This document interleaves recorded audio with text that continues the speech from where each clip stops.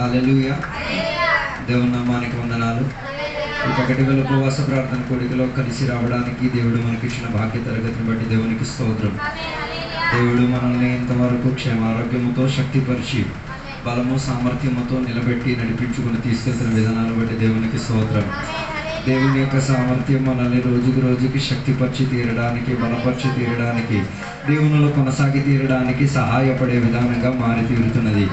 అందుకే దేవుని యొక్క బిడ్డలుగా ఇంకా అధికంగా దేవునితో జత కలిగి ఉండి తీరడానికి, దేవునితో నడిచి తీరడానికి జీవితాన్ని ఏం చేసుకోవాలి? తయారు చేసుకు తీరాలి. అలాగైతే జీవితాన్ని దేవుడు గొప్పగా నడిపించుకు తీరుతారు. ఈ పగటి వేళ దేవుని యొక్క సన్నిధిలో మనం ఆసక్తితో మనం కూర్చుందాం. దేవుడు మనతో వాక్యోపదేశాల ద్వారా మాట్లాడుతూ కొరకు దేవుని యొక్క సన్నిధిలో మనం మనసు కలిగి దేవుని యొక్క సన్నిధిలో కూర్చుందాం. బైబిల్ గ్రంథంలో నెహెమ్యా గ్రంథం గురించి దేవుని యొక్క వాక్యంలో నుంచి ఇవాళ చెప్పడానికి ఆసక్తి చెంది తీరుతున్న నెహెమ్యా గ్రంథం గురించి బైబిల్ సెలవిచ్చిన ఒక ప్రాధాన్యత కలిగిన ఒక మాట. నెహెమ్యా అని చెప్పిన దేవుని యొక్క అభిషేక్తుడైన ఒక దాసుని దేవుడు ఉపయోగించిన పదముగా, దేవుడు సాధనంగా వాడిన యొక్క పద్ధతి గురించి నెహెమ్యా గ్రంథంలో మనకే కనబడుతున్నది. అందుకే దేవుని యొక్క బిడ్డలుగా నిన్ను దేవుడు పిలిచారంటే దేవుని కొరకు వాడబడి తీరేంతటిగా ఉన్న నీ ఆత్మిక జీవితం అయ్యుండి తీరాలి. ఒకవేళ నీవు దేవుని కొరకు వాడబడలేకపోతే నేను వాడి తీరేంతటిగా ఉన్న విపరీత జన సమూహం మనకి ఎదురుగా ఉన్నది. అందుకే నెహెమ్యా గ్రంథంలో మనం చూడగలిగిన ఒక మాట, తనకి ఉద్యోగం కలిగి ఉన్నా కూడా దేవుని ద్వారా వాడబడి, దేవుని ద్వారా మాటలు పలకబడి, దేవుని కొరకు ఏదైనా ప్రయాసపడి తీరేంతటిగా ఉన్నాక పద్ధతి గురించి నెహెమ్యా గ్రంథం స్పష్టంగా మనకి చెప్పుచున్నట్టుగా మనకి కనబడుతున్నది. అలాగే ఈ పగటి వేళ నేను కూడా ఈ వాక్య పరిచయ ప్రారంభముతో నేను మీకు అడిగే ఒక మాట, నువ్వు దేవుని ద్వారా నడవబడుతున్నావా? దేవుని కొరకు జీవించుచున్నావా? దేవుని కొరకు ప్రయాసపడుతున్నావా? దేవుని యొక్క విషయంలో ఎదుగుదల పొంది తీరి ఉన్నావా? పొందలేదా? దాని అర్థం ఇప్పుడు కూడా నీకు దేవునితో ఏం లేదు, ఏ రీతి కలిగిన అనుబంధము లేదు, ఏ రీతి కలిగిన సహవాసము లేదు. అందుకే ఈ ఉపవాస ప్రార్థన కూడికలో దేవునితో ఉన్న సహవాసములు తిరిగి రావడానికి ప్రయత్నం చేసి తీరాలి. బైబిల్ గ్రంథం మనకి స్పష్టంగా నెహెమ్యా గురించి చెప్తున్న ఒక మాటలు మనం చూడగలిగిన ఒక మాట, నెహెమ్యా గ్రంథం మొదటి అధ్యాయంలో మనం చూడగలిగి తీరితే నెహెమ్యా అని చెప్పిన ఒకడిని దేవుడు అతి ఉన్నతి శ్రేణిలో ఉంచినట్టుగా మనకి కనబడుతున్నది. అతి ఉన్నతి శ్రేణిలో ఉంచినప్పుడు కూడా దేవుని పట్ల, దేవుని యొక్క సమాజం పట్ల, దేవుని ప్రజల పట్ల ఏమై తీరేది? మనసు కలిగేటట్టుగా ఉన్న ఒక పద్ధతి మనకి అక్కడ కనబడుతున్నది. దాని అర్థం ఒక విషయం తెలుసుకు తీరాలి, దేవుడు నీకు ఆర్థికంగా, ఆత్మీకంగా ఏదైనా అర్హతలు దేవుడు నీకు ఇచ్చి తీరుంటే అది దేని కొరకు వాడి తీరాలి? దేవుని కొరకు వాడబడి తీరాలి, దేవుని కొరకు ఉపయోగించబడి తీరాలి, దేవునికి గణపద తెచ్చే విధానంగా ఏమై తీరాలి? దానిని ఉపయోగించబడి తీరాలి.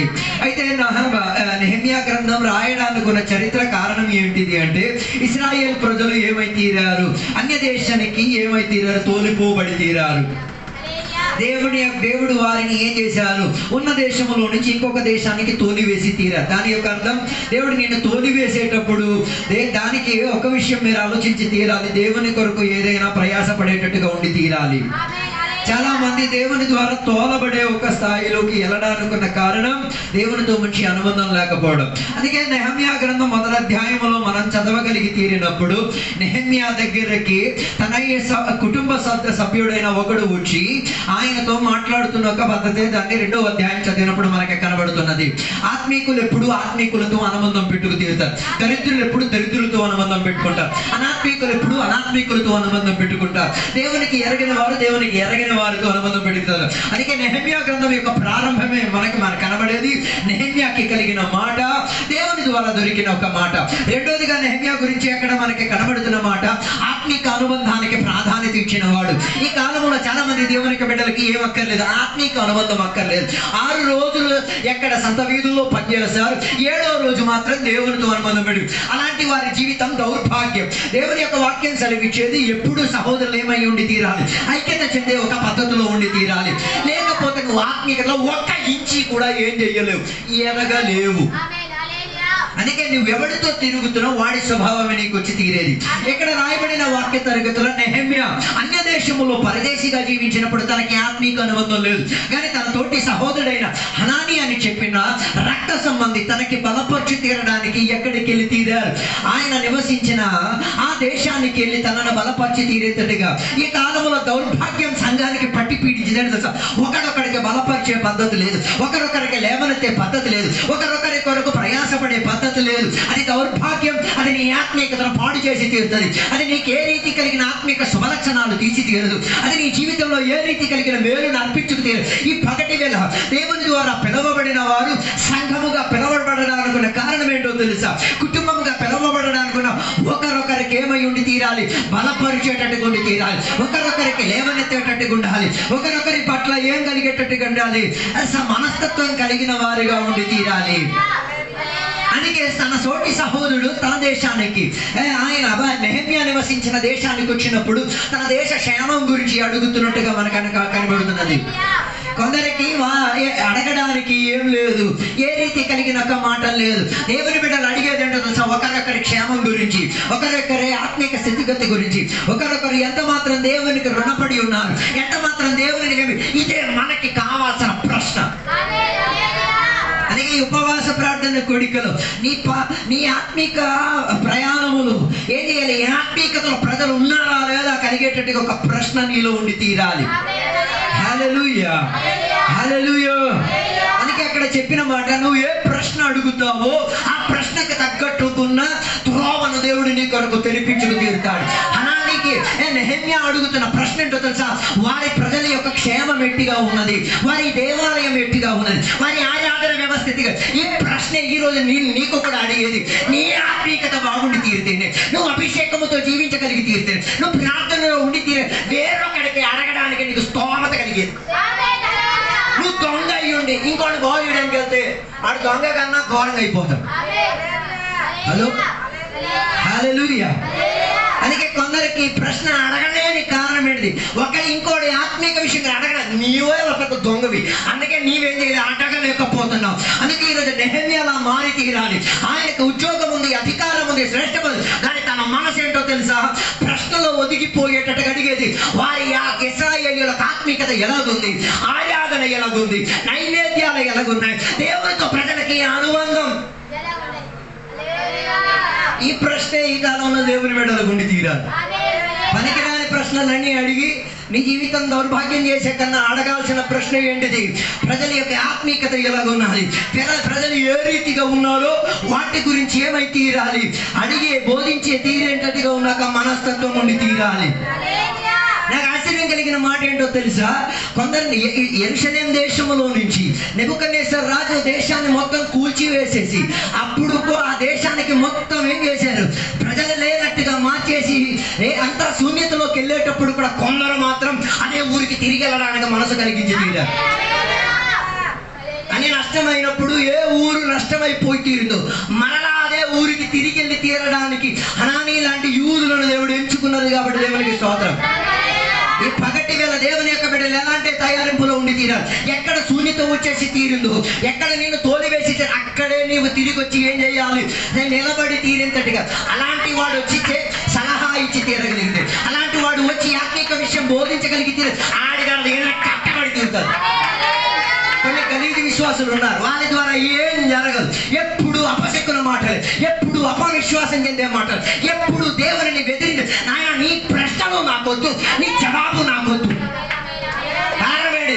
అందులో నాకే ఆత్మిక మేలు కలగదు. నువ్వు చేసిన వంట కూడా నాకొద్దు, నువ్వు ఇచ్చిన టీ కూడా నాకొద్దు. కారణం ఏంటో తెలుసా? అందులో దేవునికి కనపరిచేది లేదు, దేవుని ద్వారా స్థాపించేది ఏంటి మనకి కనబడటం లేదు. హల్లెలూయా. అందుకే ఇక్కడ చెప్పబడిన మాటల్లో చూడగలిగినది మొదటి రెండు వచనాలు చదివినప్పుడు చూసేది. హనానీ వచ్చి చెప్తున్న మాట ఏంటో తెలుసా? కొందరు ఇప్పుడు కూడా ఎక్కడికి వచ్చి తీరారు, యెరూషలేములో కాపురస్తులు అయి తీరారు, తిరిగి వచ్చి తీరారు. కానీ అక్కడున్న పద్ధతులు చూసినప్పుడు ఏమై ఉందో తెలుసా? గోడలు ఇరిగిపోయి ఉన్నది, గేట్లన్నీ ఏమై కాలిపోబడి ఉన్నది, అంతా శూన్యత కలిగే స్థాయిలో ఉంది. అప్పుడు కూడా వారి మనస్తత్వం ఏంటో తెలుసా? ఇది నా తోటి సహోదరుడికి చెప్పి తీరాలి. హల్లెలూయా.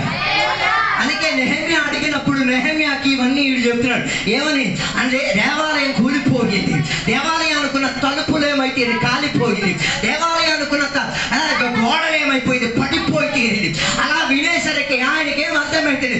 ఎక్కడితో ముగించలేదు, ఎక్కడి నుంచి ఒక ప్రారంభం ఉందని అర్థమైంది. ఇదే ఒకరికి బలపరిచేది. ఒకరి జీవితంలో శూన్యత వ్యాపరించినప్పుడు, ఒకరి జీవితంలో ఏమీ లేనట్టు పద్ధతి కనిపించినప్పుడు, ఒకరి జీవితంలో మొత్తం కాలిపోయేటప్పుడు, ఒకరి జీవితంలో మొత్తం నష్టం కలిగేటప్పుడు అవతలున్నాడు అడిగి దానిని నిరుత్సాహపరిచేటట్టుగా పుచ్చుకోలేదు. హల్లెలూయా, హల్లెలూయా, హల్లెలూయా. దేవాలయం కూలిపోయింది, మొత్తం నా కాలిపోయిందన్న వార్త వినేటప్పుడు ఈయన ప్రశ్నించిన ప్రశ్నలో ఈయనకు ఒక తీవ్ర ఏమైతే నీ అనుబంధం కలిగింది లేదు. ఇరిగిన దానిని తిరిగి కట్టి తీరుతా. నీ ప్రశ్నలు ఎలా ఉన్నాయో దానికి తగ్గట్టుకున్న జవాబు దేవుడు నీకు ఇచ్చి తీరుతా. నువ్వు ఏ రీతిగా ప్రశ్న అడుగుతావో దానికి తగ్గట్టుకున్న జవాబే దేవుడు నీకు ఇచ్చి తీరేది. ఆత్మీకులకు ఒక ప్రశ్న అడిగి తీరామనుకో, జవాబు కూడా వాడి ప్రశ్న లోపలే ఉండి తీరుతారు. కొందరికి ఎందుకే ప్రశ్న అడుక్కోడు. హలో, ఓసికి సలహా ఇవ్వకూడదు. ఓసికి సలహా అయితే ఎలా ఉంది తెలుసా? కాలుతున్న పొయ్యి మీద కూకున్నట్టు ఉంటుంది. ప్రజలు చెప్పదు. అందుకే ఈ కాలంలో దేవుని బిడ్డలకి సలహా ఇవ్వం, స్టాప్ చేసే పద్ధతి. కారణం ఏంటి? సలహా ఇస్తే అడిగి ఏం లేదు. ఎండానికి మాట ఇస్తే చేత కానప్పుడు ఏం చేయకూడదు. నువ్వు పొయ్యి మీద కూర్చో, మేము కూకోవడానికి ఇష్టపడలేదు. హనానీ వచ్చి చెప్పిన మాటల్లో వాడికి పొయ్యి మీద కూర్చునే విధానం కాదు. వాడికి అర్థమైతే దీనికి ఉపవాసం కావాలి, దీనికి ప్రార్థన కావాలి, దీనికి ఆత్మిక అనుబంధం కావాలి, దీనికి దేవునితో సహవాసం కావాలి, దీనికి ఒక్కొక్కరికి కలిసే. ఒక ఆత్మీకుడు ఇంకొక ఆత్మీకుడికి ప్రశ్నించేటప్పుడు, ప్రశ్న అడిగేటప్పుడు జవాబు ఎలా ఉండి తీరాలి తెలుసా? నాయన ఇది ప్రార్థన చేసేది, ఇది ఉపవాసం చేసే విషయం, ఇది దీని మధ్యలో ఏం చేయాలి? మధ్యవర్తి వహించే ఒక విషయం. ఈ విషయంలో మనం ఏం చేసి తీరాలి? కలిసి రావాల్సింది. ఈ విషయంలో మనం దేవాలయం కట్టి తీరాల్సింది. ఈ విషయంలో యాగర్పణలు చేసి తీరాలి. నాయన ఇలాగ ఈ ప్రశ్నకి జవాబిచ్చి తీరేది. నువ్వే ఆ ప్రశ్నలకు జవాబిచ్చేది. ఎందుకు రాలేదు ఆదివారం కంటే ఆడు చెప్తున్న స్టోరీ.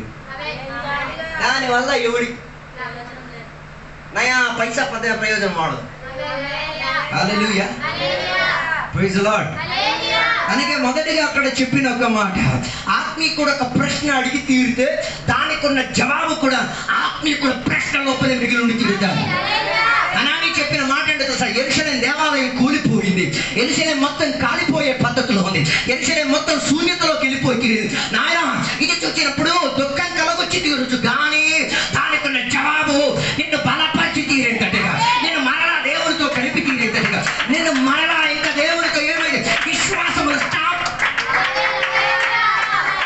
అందుకే కింద నన్న మాటలు చదవగలిగి తిరిగి ఈ మాటలు వినేసరికి నెహెమ్యా కూర్చున్నాడు, ఏడ్చాడు. కొన్ని రోజులు ఏం చేసుకున్నాడు?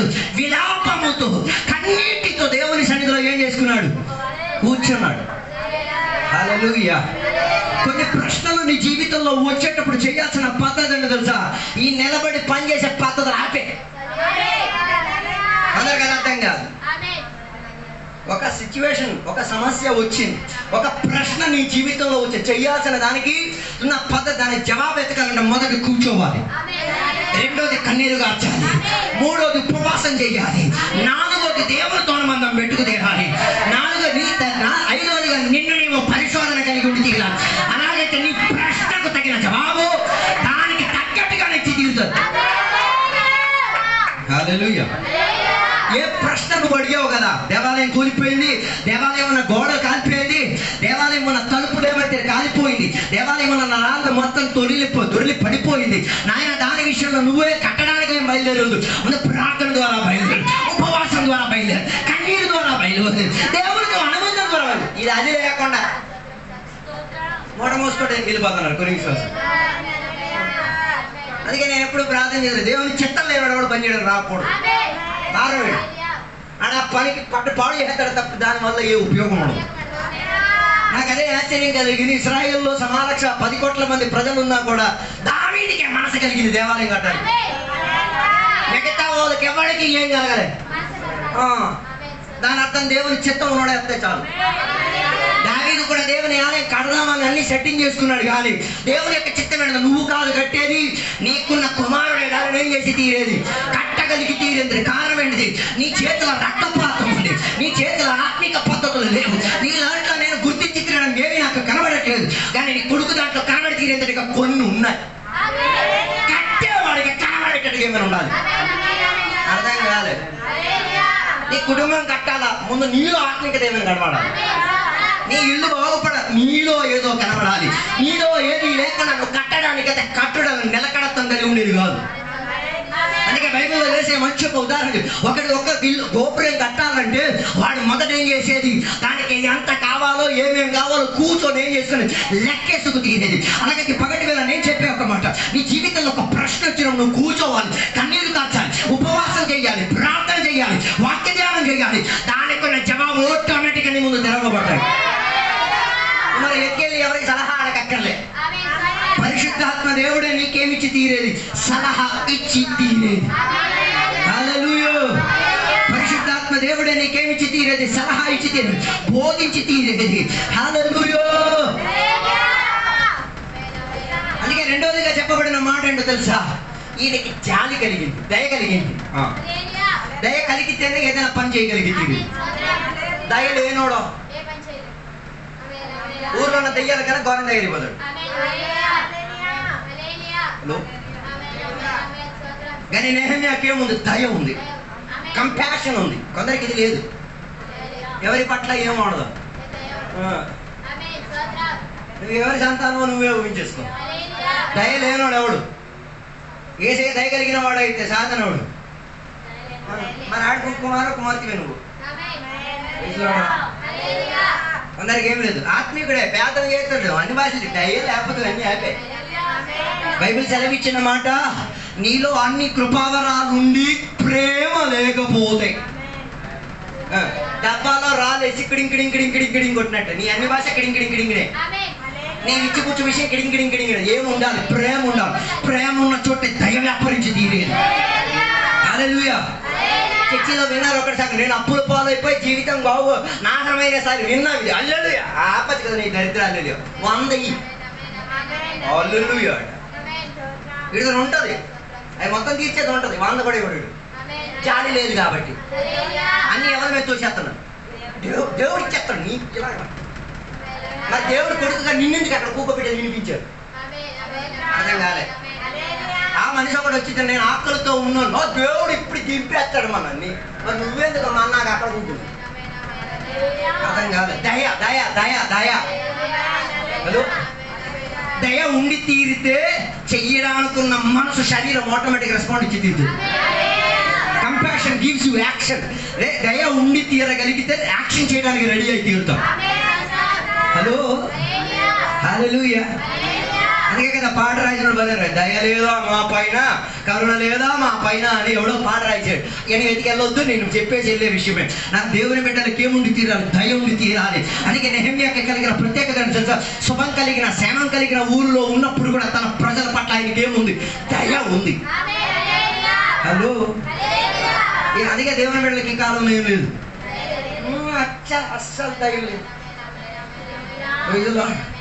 ఒకటి ప్రార్థనా విషయం మీరు విన్నారు, ఏడు దయ చూపించారు. ఒక ప్రార్థన విషయం మీరు విన్నారు, ఏమని, ఫలానా విషయం కొరకు మీరు ఏం చేయాలి. దయ లేనోడు ఏం చేస్తాడు, అప్పుడు ప్రార్థన చేసి వదిలేస్తాడు.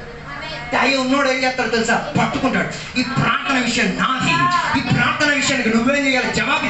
ఈ ప్రార్థన విషయం నేను ఉపవాసం చేయాలా, ఈ ప్రార్థన విషయానికి నేను ఆహారం మానేయాలా, ఈ ప్రార్థన విషయంతో నేను బాగుపడాలా, ఈ ప్రార్థన విషయం ఆడికి బాగుపరచాలని నేను సలహా ఇవ్వాలా, ఈ ప్రార్థన విషయం జరిగి తీరాలి. దేవా ఏం ఎక్కడ కనాలని నేను చేస్తాను, దయ నాతోనే తీరాలి.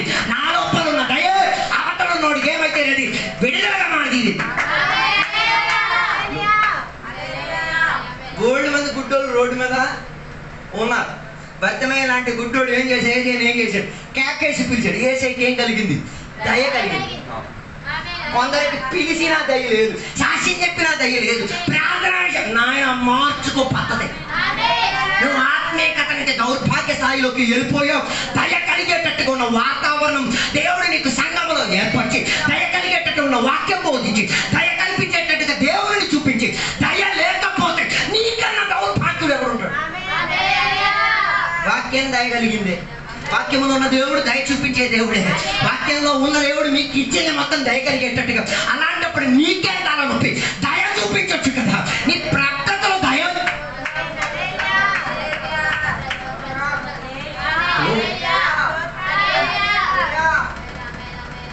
ఈ కాలంలో దయలేని విశ్వాసాలు పెరిగిపోయారు.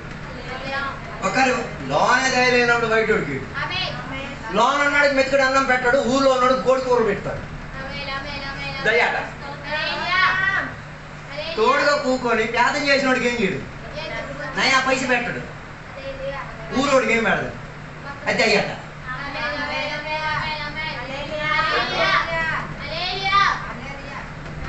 మన వివాహాలకన్నీ మన కుటుంబీకులకి ఎందుకు పిలిచేది?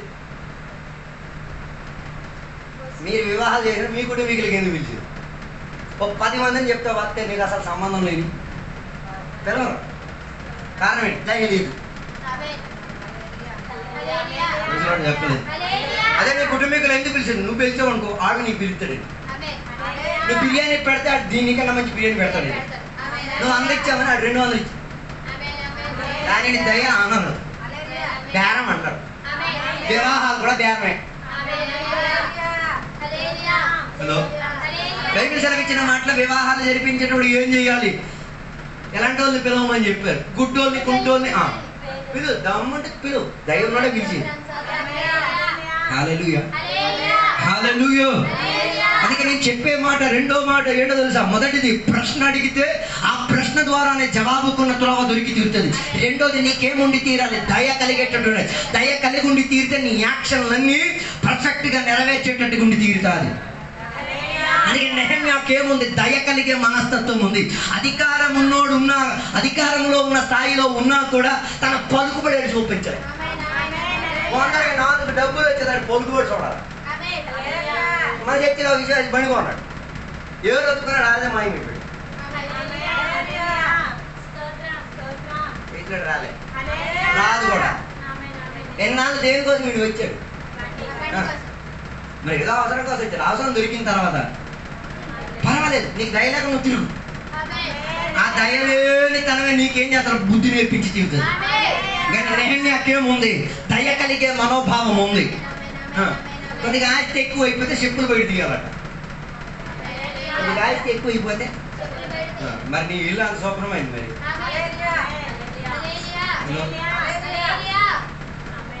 చెప్పులు తీయడం వెళ్ళిపోతుంది. నాకు నాన్ వేసుకోవడానికి చెప్పులు వేయించుకోవచ్చు కాస్త. దయం ఉండి తీరితే ధనం పెరిగినా ధనం తగ్గినా ఎవరినైనా ఇంటికి రావడానికి ఏం చేస్తావు? అనుమతి చిరుతావు. హలో, నెహెమ్యాకి దయ ఉంది కాబట్టి తన తోటి సహోదరుడు ఎన్ని రోజులు, సుమారు 45 రోజులు ప్రయాణం చేసి అక్కడికి వచ్చాడు. నీలాగా సూపర్ ఫాస్ట్ ఫ్లైట్లో ఎక్కి రాలే. మనకి ఇప్పుడు ఫ్లైట్లో వచ్చినప్పుడు డిలే, మన ఫ్లైట్లన్నీ డిలే. పర్లోకి వెళ్ళడానికి తెగిరి. హల్లెలూయా. 45 రోజులు ఎక్కడి నుంచి? యెరూషలేము నుంచి నడిచి ఎక్కడికి? ఈ నెహెమ్యా ఉన్న ఊరికి వచ్చి తీరడానికి తనకేం కలిగి తీరింది? మనసుకు ఎంత ప్రయాసపడిన వాడు మంచి కబురుతో వచ్చాడు. వేదన కలిగే విషయంతో వచ్చేటప్పుడు ఆయన పట్ల నెహెమ్యాకేం కలిగి తీరింది? దయ కలిగి తీరింది. ఆయన ఇంట్లో కొన్ని ఇంట్లో కుక్కలు ఉన్నాయి, జాగ్రత్త అని రాశారు కదా. కొన్ని దేవుని బిడ్డలు కుక్కలు కదా, ఇక్కడ ఏం దొరకదు, జాగ్రత్త. ఈ ఇంటికి వస్తే నీకు నయా పైసా దొరకదు, ఈ ఇంటికి వస్తే నయా మంచినీళ్ళు దొరకదు, ఈ ఇంటికి వస్తే కాస్త డిక్కాసం కూడా దొరకదు, ఈ ఇంటికి వస్తే నీకు కుర్చీ కూడా ఎవరని బోర్డు రాసేసుకో. ఓ ఏక కూడా నీ ఇంటికి రాదు. హల్లెలూయా, హల్లెలూయా. దయ ఉన్నవాడైతే ఏం చేసి? అందుకే బైబిల్ సెలవిచ్చిన మన నా శిష్యుడుగా ఉన్న ఎవరినైనా నీవు ఆహ్వానించిన ఎడల వారి పట్ల చేసిన చిన్న కార్యాలకి కూడా ఏముంది? గుర్తింపు ఉంది. అందుకే దేవుని శిష్యుడిగా ఉన్నవాడికి ఫస్ట్ స్టాండర్డ్ ఏంటో తెలుసా? మంచినీళ్ళు ఇవ్వాలి. మంచినీళ్ళ దగ్గర నుంచి స్టార్ట్ చేయాలి. నీ ఇల్లు మంచినీళ్ళు కూడా పనికి రాకపోతే నువ్వు ఆత్మీయుడు కన్నా దౌర్భాగ్య స్థాయిలోకి వెళ్ళిపోయావు. అందుకే మా ఇంట్లో బాటిల్ లెక్క నీళ్ళు అక్కడ పెట్టాను. వచ్చాడు మరి ఆడకోకూడదు, ఎత్తుకెళ్ళిపో. అది ప్రాబ్లం ఏంటి? ఇంకా బాటిల్ కొంచెం పెడతాను నేను. స్టాండర్డ్ దయ ఉన్నోడు స్టాండర్డ్.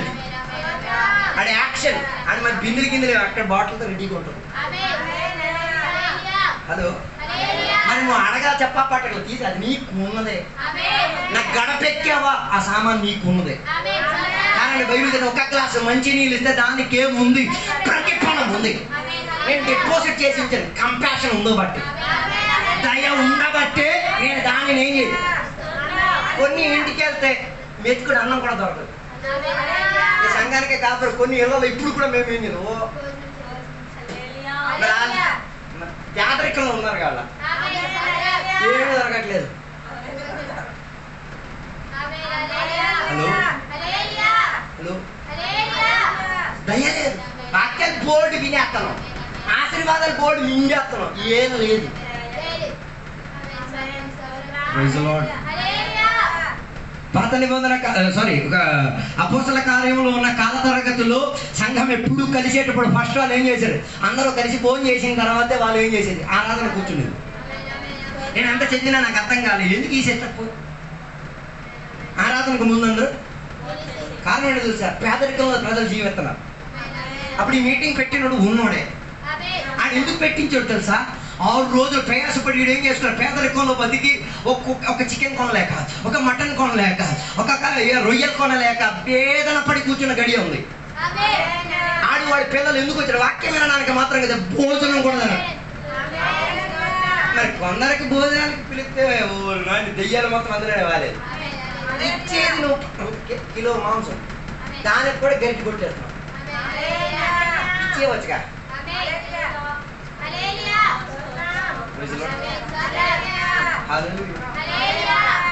దయ దయ దయ.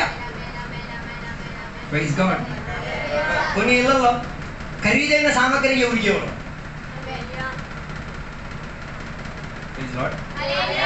ఖరీదు డూక్లీ సామాన్లు ఉన్నాయా? అవన్నీ పాడైపోయి పని. అరే బాబు, నీ ఇంట్లో ఉన్న శ్రేష్టమైనది. హల్లెలూయా. మనతో తిరుగుతున్న వేళలకి ఎప్పుడు ఎక్కడికి వెళ్ళినా బెస్ట్ హోటల్లోనే తీసుకెళ్ళి. కారణం ఏంటి? ఆడికి అలాగే వెళ్ళడానికి ఏం లేదు, స్తోమత లేదు. 600-700 రూపాయలు డబ్బు ఉండబట్టి కాదు, ఒకటి మనస్తత్వంలో ఏముండి తీరడానికి, దయ అనుభవించి తీరడానికి ఏమై తీరాలి? మనస్సు కలిగి ఉండి తీరాలి. హల్లెలూయా హల్లెలూయా. అందుకే దేవుని బిడ్డలు ఎప్పుడు ఏం చేయాలి? దయ కల్పించేటట్టుగా నీ ఇల్లు దయ చూపించే ఇల్లు ఉండి తీరాలి. నీ ఆలయం దయ చూపించేటట్టు, నీ పద్ధతులు దయ కలిగేటట్టు, నీ ప్రార్థన దయ కలిగేటట్టుగా, నీ ఉపవాసం దయ కలిగేటట్టు ఉండి తీరాలి. అందరినీ ఏం చేసే సమకూర్చుకోగలిగేటట్టుగా ఉన్న పద్ధతి ఉండి తీరాలి. హల్లెలూయా. యెరూషలేము గోడలు బద్దలైపోయినప్పుడు కూడా ఉపవాసం చేయడానికి దయ కలిగింది, కన్నీరు కట్టడానికి దయ కలిగింది. దేవుని సన్నిధిలో మధ్యవర్తి అంటే దయ. దయ ఉంటే ఎంతైనా నువ్వు యాక్షన్ లొంగుతావు. దయ లేకపోతే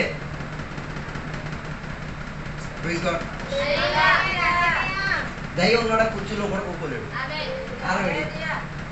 ఆటోమేటిక్గా ఫీలింగ్ వచ్చేది, వామ్మో ఆడు కూకోలే. అందరికీ చేరుంటే అందరూ కూర్చోవచ్చు. మరి నీ ఆరోగ్య స్థితి సమర్పించినప్పుడు నీ దయ నువ్వు చంపేసుకోవాలి నా విషయంలో. హల్లెలూయా హల్లెలూయా.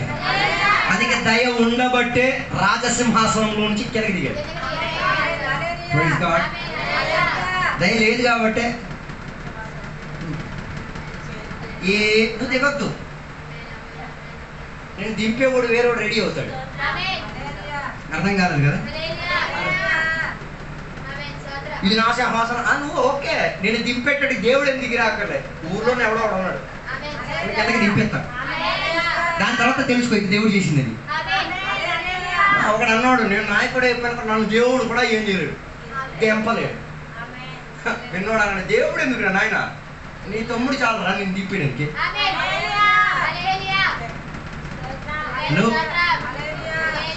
దయ కలిగిన వారు ఏం చేస్తారు? దిగగలిగి తీరుతారు. దయ కలిగిన వారు ఎంత కిందకి దిగాలో అంత కిందకి, ఎంత ఏడవాలో, ఎంత ఉపవాసం చేయాలో, ఎంత విజ్ఞాపనం చేయాలో ఆయన ఏం చేసుకు తీరగలుగుతాడు. చేసుకోవడానికి మనసు కలిగి తీరుతాడు. మూడోదిగా చెప్పిన మాట ఏంటో తెలుసా? వేదన కలిగిన వాడు, వేదన కలిగిన ప్రాణముతో ఏం చేయొచ్చు? బతికి తీరొచ్చు. ఎంత దేవుని బిడ్డలకు ఒక ప్రత్యేకత, ఎంత మనోవేదన నీ మీదకి వచ్చినా నువ్వు బతికి బయటకు వస్తావు. ఆత్మహత్యకి ఏం రాదు. ఆత్మహత్యకి మనసొస్తున్నాయి, దాని అర్థం నువ్వు ఇంకా దేవుని కన్నా దూరం ఉన్నావు. నెహెమ్యా ఈ మాటలు వినేటప్పుడు ఏం కలిగితే అతి తీవ్ర దుఃఖం తన ఆత్మను ఏం చేసి కదిపేసి తీరింది. దేవుని యొక్క దాసి అయిన ఒక పాస్టర్ గారు తన ఇంట్లో 8 మంది పిల్లలు, 8 మంది చనిపోయారు, ఒకటి తర్వాత ఒకడు. ఆయన ఏం చేశాడో తెలుసా? ఏడుచుకొని కూర్చొని పాటలు రాయడం మొదలెట్టాడు. అలాగైతే దుఃఖం కలిగిన ఇంట్లో దుఃఖం కలిగే పరివేశం. 8 మంది పిల్లలు, 8 పెట్లు. మన ఊరు కదా 10,000 20,000 పెట్టి అయిపోద్ది. మా ఊర్లో కదా 10,000 20,000 ఏమవుతుంది. ఒక్క పెట్టి కనీసం ఎలా ఉంటాయి? సమాధి కార్యక్రమం ఎంత తక్కువలో అయితే 50,000 రూపాయలు. 8 సమాధులు వెళ్ళి ఎన్ని అయినాయి? 4,50,000. అంటే మనకి బతుకున్న దానికన్నా చచ్చేటప్పుడే ఖరీదు ఎక్కువ. బతకడానికి 30 రూపాయలు మీల్స్ ఉంటే సరిపోద్ది. చచ్చిపోతే నేను 30. అది అర్థం చేసుకొని దేవుని స్వాతంత్రం చెప్తాను. దాని అర్థం దేవుని బిడ్డలు మరణ విషయంలో ఖాతరు చేయాల్సిన అవసరం లేదు. నిన్ను సమాధి చేసినా నువ్వు పరలోకం మీద అలా గాలికి వదిలేసినా పరలోకం వెళ్ళిపోతావు. అందుకే మనోవేదన నేను ఆత్మహత్యలోకి తీసుకెళ్ళకూడదు.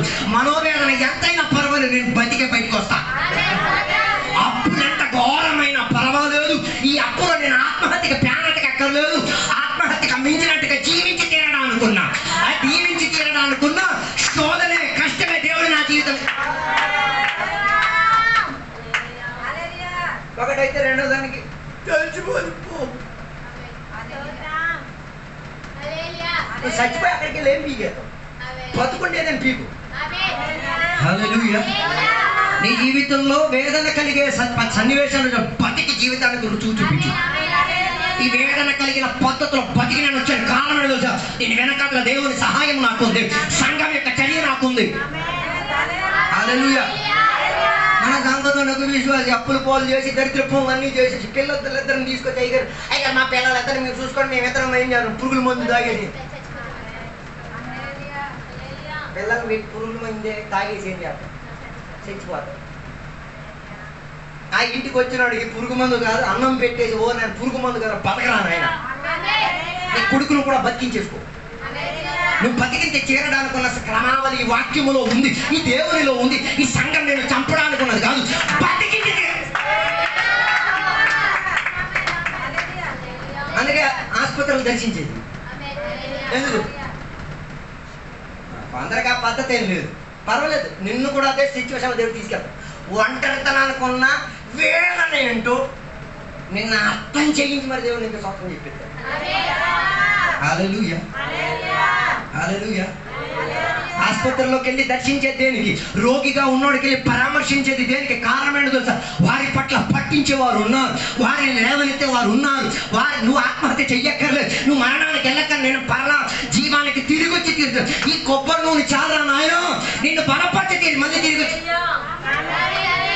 అందుకే బైబిల్ రోగిగా ఉన్నోడు ఏం చేయాలి? సంఘానికి ఉన్న సంఘ పెద్దను పిలిపించి తీరాలి. వారి చేతికి ఏం చేయాలి? నూనె రాసి ఒకరొకరు పాపం ఒప్పుకొని ఏం చేసి తీరాలి? బతికించి తీరాలి. చంపి తీసుకురాకూడదు.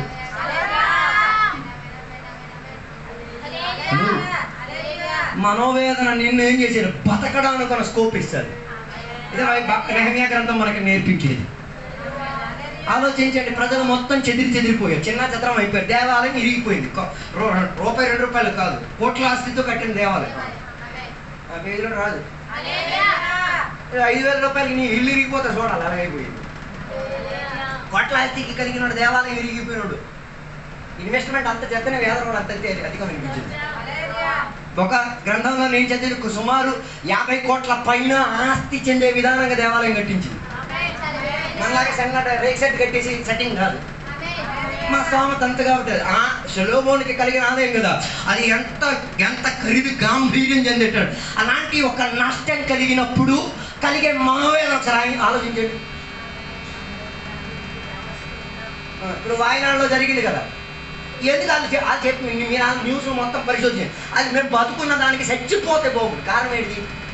ఆయన సంపాదించిన మొత్తం ఏమైపోయింది? మనోవేదన ఎప్పుడు ఎక్కువ వచ్చేది? మొత్తం పోతే. కానీ దేవుని బిడ్డ కనుక మొత్తం పోయినా బతికి తిరిగి వస్తా. బైబిల్లో మంచి ఉదాహరణ ఉంది. ఓడలో ప్రయాణం చేస్తున్న పౌలు తన స్నేహితులు ప్రయాణం అవ్వక మునిపే దేవుడు ఆయనకి హెచ్చరిక, నాయన నువ్వు కాదు నీ తోడుగా ఉన్న వాళ్ళు కూడా బతుకుతారు. సముద్ర తీరంలోకి వెళ్ళేటప్పుడు తనకి దొరికింది ఒక చెక్క మొక్క. ఆ చెక్క మొక్కను పట్టుకొని ఎక్కడికి వచ్చి తీరాడు? ఒడిలోకి, సముద్ర ఒడిను వచ్చి బతికి లోకానికి రుజువిచ్చే నాయన ఈ శోధన పెద్ద విషయమేం కాదు. అందుకే పౌలు బైబిల్లో చాలా స్పష్టంగా తన శరీరం పైన జరిగిన శోధన లిస్ట్ రాశాడు.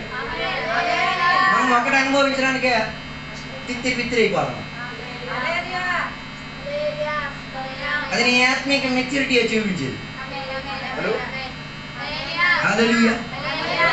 తోటి స్నేహితులు తనని చేయి విడిచిపెట్టారు, ఎన్నోసార్లు కొరడా దెబ్బలు తగిలినాయి, ఎన్నోసార్లు తనకి రాటులతో కొట్టారు, ఎన్నోసార్లు తన శరీరానికి చిత్రహింసలు పెట్టి ఇవన్నీ అనుభవించాలని చెప్పి మన ఆత్మహత్య చేయడానికి కాదు నాయన, బతికి బండారం పడి బయటకు వస్తా, బతికి జీవించే లోకానికి సాక్ష్యం చెప్పిద్దారు. నా దేవుడు చంపే దేవుడు కాదు, బతికించే దేవుడు. హల్లెలూయా, హల్లెలూయా, హల్లెలూయా.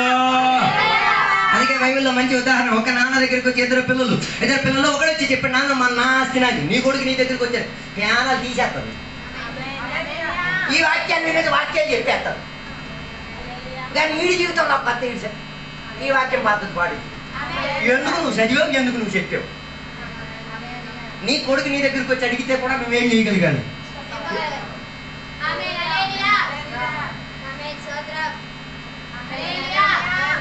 ఇవ్వలేదు అనుకో, అన్ని గొంతు పీసి చంపేస్తే ఇచ్చేసి అని బతకనిచ్చేవచ్చు కదా, నువ్వు నీ ప్రాణమైన బతికించుకొని తీరుతుంది. అందుకే కదా ఆ చిన్నోడు అంత తీవ్రత కూడా వెళ్ళిపోతాడు. ఎవడ నాన్న ఇవ్వనని చెప్తే ఏమవుతుంది, నెక్స్ట్ మంత్ ఏంటి, ఎప్పుడు పడుకుంటాడు, కట్టి పెట్ట వీడు తినే అన్నంలో ఆలోచన మరి ఎలా వచ్చేది, ఏమి మీద ఆశ, ఆస్తి మీద ఆశ. కానీ ఆ తండ్రి మంచివాడు కాబట్టి, ఆ తండ్రి మన తండ్రిని దేవునికి సూచన ఇచ్చేవాడు కాబట్టి, అంతేగా మనం అడిగినవన్నీ ఎట్టండి ఆత్మీయతేం బాగూడదు, వీడు అడిగే సలహాలు ఇవ్వాలి, నాకు ఆడ ఆస్తి ఇచ్చి ఏడాస్తి, వీడు ఆత్మీయతేం బాగోడు, దేవుడు ఇవ్వట్లేదు ఏంటి, ఇచ్చాడుగా, ఇచ్చి కూడా ఏం చేయట్లేదు, దేవునికి థ్యాంక్ యూ చెప్పట్లేదు. హల్లెలూయా, హల్లెలూయా. మొత్తం ఆస్తి పోయేసరికి కలిగిన మనోవేదన ఆలోచించండి. అది సాధారణ ఒక మనిషికి ఏమైతే తీరొచ్చు, మానసిక ఒత్తిడి తెచ్చేసి ఆత్మహత్యకు త్రోవిచ్చి తీరొచ్చు. కానీ నెహమ్యా ఈ మాట వినేసరికి నేను ఆత్మహత్యకి రెడీ అవ్వను బాబు, ప్రార్థన చేసి ఉపవాసం చేసి కన్నీరు కాచి వాక్యంలో బలపడి బతికి తిరిగి వచ్చి కాట. ఈ యాటిట్యూడ్ దేవుని బిడ్డలకు ఉండాలి. ఏ యాటిట్యూడ్, నష్టమైన దానిని తిరిగి ఏం చేస్తారు. ఓకే సంఘం 10 మంది విషయాలు ఇక 100ని నేను చేస్తాను, ఇది అలాగే 10ని పోయి ఇంకా 10ని పోగొట్టు అంటే అవుతున్నాను యాటిట్యూడ్. హలో, అందుకే దేని విషయం గురించి ఇంట్రెస్ట్ లేదు దేవుని బిడ్డలకి, తెచ్చుకునే విషయంలో ఇంట్రెస్ట్ లేదు, పంపించేది అట్లా. ఈ సంఘం స్థాపించింది 0 విశ్వాసంతోనే. మొదటి 4 వారాలు మేము నలుగురే కలిసి ఆరాధన చేసాం, కానుకలు ఎత్తాం, వాక్యము చెప్పాం, సాక్ష్యము చెప్పాం. అది విషయం కాదు, ఎవరు రాకపోతే చేయలేం, మేం చేస్తాం. నువ్వు రాలేకపోతే రప్పించి తీరడానికి అనుబంధం దేవుడు మనకి నేర్పించాడు. హలో, హల్లెలూయా. అందుకే ఎవరి మీద మనం రుణస్థులేం కాదు, రుణస్థుడు దేవుని మీదే. అందుకే మా జీవిత విధానంలో ఎన్ని శోధనలు వచ్చినా, ఎవరు తోడున్నా లేకపోయినా, వేదన కలిగే సిచ్యువేషన్లోనే ఏ గాడిద తోడు ఉండదు, అంతేనా. నీ పశువు కూడా నేను వదిలేసి వెళ్ళిపోవాలి, కారణం ఏంటిది, వేదన ఎవరికి ఎక్కర్లేదు, అర్థం కావడం కష్టం అన్నమాట. యోబు జీవితంలో కలిగిన వేదన ఎంత తీవ్రతకు తీసుకొచ్చి తీరింది. అన్ని రోజుల వరకు ఆయన ఇంట్లో ఉన్న వాళ్ళకి అందరూ ఆయన ఇంటికి వచ్చేవారు. కానీ వేదన కలిగే సిచ్యువేషన్ భార్య కూడా ఏం చేసింది, మంచి సలహా ఇచ్చింది. మరి కట్టుకునేటప్పుడు మంచిదాన్ని కొట్టుకోవాలనేది, లేకపోతే అది కూడా నీ సత్యాన్ని ఏమైతే ఇది రోగం చెంది బలహీన చెంది వేదన కలిగే సిచ్యువేషన్ వచ్చిన ఆమె కూడా సలహా ఇస్తుంది, ఆలోచించి కట్టుకోవాలి. మరి యోగు కూడా కులం చూసుకొని కట్టుకున్నాడు, వాళ్ళ కులం బాగా ఇచ్చింది. ఆమె చెప్పిన మాట ఏంటి తెలుసా, నువ్వు నీ దేవుని పట్టుకున్నావు కదా, ఆయన విసర్జించేసి ఈ విశ్వాస మార్గం ఏమైపో చచ్చిపో. యోగు దానికి ఏం జవాబు చెప్పలేదు, నేను చావక్కర్లేదమ్మా, బతికి మళ్ళీ నేను తిరిగి వస్తాను, నీ ద్వారానే మళ్ళీ 10 మంది పిల్లలు అంటారు. మనమైతే అలాంటి భార్యను ఏం చేస్తాం, ఈడాకలి ఇచ్చేయడానికి ఉన్న పెద్దది కూడా చేస్తాం. ఇదే దేవుని పేరు యాటిట్యూడ్. చివరి మాట, ఎవరికి పర్ఫెక్ట్ పార్ట్నర్ దొరకదు. హలో, ఎవరికి ఆడ అనుకున్నట్టుకున్నట్టుకున్నా అలా చేసుకో, తయారు చేసుకో. భర్త భార్యని లొంగదీసే భర్త అనుకో, భర్త భార్యని లొంగదీసే భర్త అనుకో, ఆడ అభిమానం చెందరు. కానీ వేద కలిగిన విషయం ఎంటర్టైన్ అవ్వద్దు. ఏంటి, నువ్వు కట్టుకున్నది భార్యని కాదు, పనివాడిని. నువ్వు లోపచ్చుకో, తొక్కి లోపల, నో ప్రాబ్లం. నువ్వు భర్త కాదు, నువ్వు యజమాని. ఆమె పని నుంచి ఆ పిల్లలకి దొరికే సాక్ష్యం అదే. ఆ ఇంట్లో 30 సంవత్సరాల కొడుకో కూతురు పెరిగినట్టు ఆ యాటిట్యూడ్ ఆడు చేస్తాడు. నేను లొంగ తీసుకో, నో ప్రాబ్లం. నీ పిల్లలే మిగతా లొంగ తీసేదని చేస్తాడు, నో ప్రాబ్లం. ఇక రివర్స్ అయింది అనుకో, భార్య భర్త మీద లొంగ తీసాను, నో ప్రాబ్లం. నువ్వు కన్న పిల్లలు అదే పని చేస్తాడు. అర్థం కాలేదు అనుకుంటా, ఉన్నారు నాకు తెలిసి. యోబు ఎందుకు తన భార్య ఆయన మీద ఎన్ని నిందలు వేసేసి వెళ్ళి ఆత్మహత్య చేసుకోని చెప్పేటప్పుడు కూడా ఈయన ఆత్మహత్య చేయకుండా వెళ్ళి తిరిగి ఆస్తి సంపాదన మళ్ళీ తిరిగి రాయమ్మ మళ్ళీ పెళ్లి చూస్తున్నాం. పదా పిల్లలు కదా వదిలేయాలి కదా. ఎప్పుడు ఈమె జీవితాంతం వీడితో జీవించడం ఏం చెప్పి ఉండదు. ఓరు నాయన, దేవుని పోలిక కలిగి ఒకరిని నేను కట్టుకున్నాను, దేవుని స్వభావ తరగతిలో ఉన్న ఒకరిని నేను కట్టుకున్నాను. దేవుని వీడి జీవితంలో ఇంత శోధనలు వచ్చిన వీడు బతికి తిరుగుతాడు. నాయన నా మాయన మొగడు కాదు, మించిన వాడు దేవునికి. నేను అనుభవించిన శోధన బతికి బయట తెరిచిన తర్వాత అవతల నాడికి జవాబు దొరికి తిరుగుతుంది.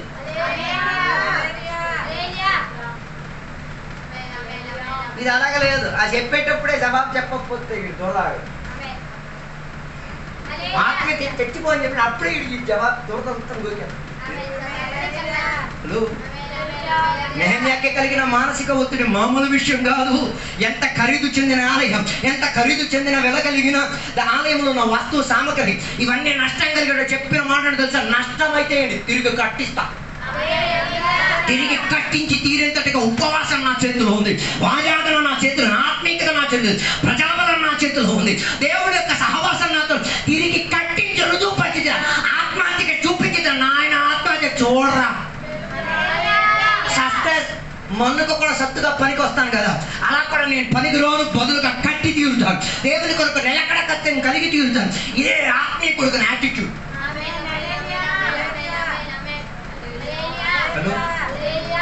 మాటలు ఏం ముగించాలని కోరుతున్నాను. మానసిక ఒత్తిడి రాదా? ఎదిరించుకోవడానికి బైబిల్ వాక్యం మీరు మరి అందరూ తప్పుకోవడానికి చూడమాక, తప్పిస్తాడు దేవుడు. అందుకే కీర్తనలో ఒక మాట ఉంది, నీతిమంతులపై నీతిమంతులు 7 మారు పడినా వాడు తిరిగి ఏం చేస్తాడు, లెగిచి తీరుతాడు. నువ్వు నీతిమంతుడు అయితే లెగుతావు, మరి దుష్టుడైతే మిగతా తొక్కుకెళ్ళిపోతాడు. నా జీవితంలో నేను పడేది, నేను పడితే తప్ప లెగిచే ఛాన్స్ లేదు. పడాలి, అప్పుడే నేను లెగిచొచ్చి తీరేది. కానీ దుష్టుడు ఒక్కసారి పడ్డాడు అనుకో, మరి లెగిచే ఛాన్సే లేదు. కారణం నాడికి ఆత్మహత్యలను గుర్తుకొస్తాయి. నాకు ఆత్మహత్య గుర్తుకు కారణం బతకాలి, బతికి తీరాలి. దేవుడు చేసిన పద్ధతులకు ఏం చేయాలి? ఎవరెవరు నా మీద నిందలేశారు వారి సమక్షతలో నేను రుజువు పచ్చి తీరాలి. నేను ఆత్మహత్యకు అలాగైతే మొదటి ఆదాముకున్న ఆదామే ఆత్మహత్య చేసుకోవాలిగా. హలో, మొదటి ఆదాముగా ఉన్న ఆదాము ఏం చేసుకోవాలి? దేవుడు ఆయన ఏం చేసుకున్నాడు? ఉన్న తోటల నుంచి దేవుడు ఏం చేశాడు? ఇది ఎందుకు ఆత్మహత్య చేయలేదు? చేసుకోవాలి కదా. ఆ సాధారణ కూడా రెడీగా ఉన్నాడు. ఇక్కడ ఆత్మహత్య తెచ్చిపోతే బాగున్నాం. ఆడగానే చచ్చే ఛాన్స్ లేదు పిల్లలకి అంతా. చచ్చే ప్రాసెస్లోకి వెళ్ళొద్దు, వర్తించే ప్రాసెస్లోకి వెళ్ళి తిరుగుతాను. హలో హలో, అర్థం కాలేదు అనుకోండి. శోధన అధికమైనప్పుడు ఏం చేయాలి? త్రోవ ఆటోమేటిక్ రెడీ అవుతుంది. లేకపోతే నువ్వే త్రోవని రెడీ చేసుకోవాలి. ఎలా? బతుకుండి, చచ్చి కాదు. కొందరి విశ్వాసులు చస్తే బాగుంది, చచ్చిపోతే చిన్న విషయానికి ఏమైపోతుంది. అదొక పెద్ద శాపం అది. మరి చచ్చిపోతే అన్ని బాగైపోయి ఇంకేందుకు? బోల్డ్ మంది చచ్చిపోయే లిస్టులో ఉన్నారు, అలాగే అడగచ్చుగా. చచ్చిపోయి నువ్వేం చేసేవారు ఆయన? బతుకుంటే ఏదైనా చేయగలిగేది. అందుకే పాట రాసిన వాళ్ళు జీవించిన ఉన్నత జీవితం ఒకసారి. జీవితం అది అర్థం చేసుకొని జీవించుకో. 100 సార్లు నీకు జీవితం ఏం చేయదు, దొరికే ఛాన్స్ లేదు. దొరికిన జీవితం ఒక్కసారి. దానిని ఏం చేయాలి? ఆత్మిక పద్ధతుల కొరకు ఉపయోగించి తీరాలి. ఆత్మికలను తయారు చేసే దాంట్లో ఉపయోగించాలి. కొన్ని కట్టుదల ఉండి తీరేటట్టుగా ఏం చేయాలి? ఉపయోగించి తీరాలి. అందుకే నెహెమ్యా ఏం చేశాడు? బతికొచ్చాడు. బతికొచ్చి 52 రోజుల్లో ఏం చేసుకున్నాడు? నష్టమే. అది ఛాలెంజ్. ఎరగొట్టి 142 సంవత్సరాలు అయ్యింది కదా, దానిని 52 రోజుల లోపల తెగగొట్టేసి చరిత్రను స్థాపించి చెప్పాడు. ఆత్మహత్య చర్య కాదన్న చర్య. My attitude is not suicide. నా యాటిట్యూడ్ ఆత్మహత్య కాదు. నా యాటిట్యూడ్ జీవిస్తా. జీవించి ఏదో 142 రోజులు పగలగొట్టావు కదా, దాన్ని 52 రోజుల్లో పూర్తి చేస్తా. 52 రోజుల పని అయిద్దా? 52 రోజుల్లో పని అయిద్దా? అవుతుంది. సతీష్ కుమార్ పోనీ ఆయన ఆ పనిలో మంచి పనులు చేశారు. 52 రోజుల చరిత్ర స్థాపించాడు, దేవాలయం కట్టి. అర్థం కాలేదు. ఆయనను చూసేనా నేర్చుకోండి. Praise god. హల్లెలూయా. హల్లెలూయా. అందుకే నా మాటలు నేను ముగించేస్తాను. 3 విషయాలు. ఒకటి, ప్రశ్న లోపలే జవాబు మనకు ఉంది. రెండోది, వేదన మనకి ఏం చేయదు, ఆత్మహత్యకు కాదు, వేదన మనకి జీవించి తీరడానికి. దేవునితో అనుబంధం ఉండి తీరిన వాడు, దయ కలిగిన వాడు, అందరి పట్ల ఆయన ఏమై తీరేది? దయ చూపించేటట్టుగా. హల్లెలూయా. దాని కొరకు మనం తయారవుతాం. ఈ వాక్యాల దేవుడు మనం అందరిని కూడా దీవించును గాక.